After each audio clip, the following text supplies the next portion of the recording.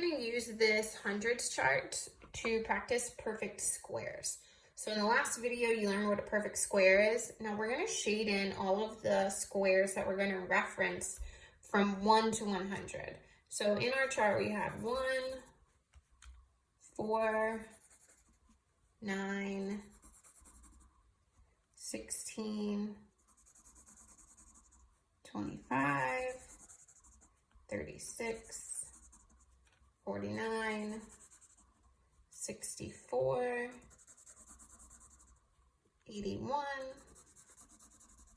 and 100.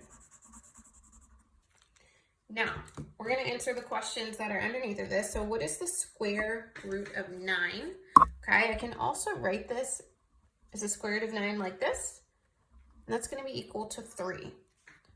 Square root of 49, I can also write it like this. It's going to be 7. 7 times 7 gives me 49. 3 times 3 gives me 9. And again, when you're looking at this table up here, one thing that you want to make sure you remember is that any of these numbers that are shaded, we're going to call them, they're all rational numbers because they don't go on forever. So 100, square root of 100, it's going to be 10, doesn't go on forever. But any of these that are not shaded are irrational when I take the square root. So for example, if I took the square root of 5, it would be a number that the decimal would go on and on and on. So it would not be a rational number. So down here, square root of 25, two numbers multiplied that are the same to get 25 would be 5.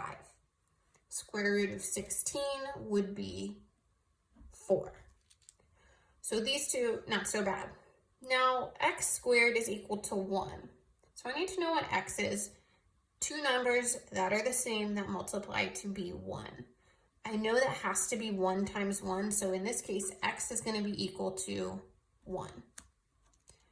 Down here, I have 10 squared, which equals the square root of x. So they want to know what the square root of x is.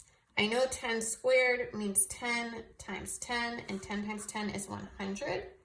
So the square root of x is equal to 100, or in other words, what this is saying is it would look like this, the square root of 100, which is equal to 10.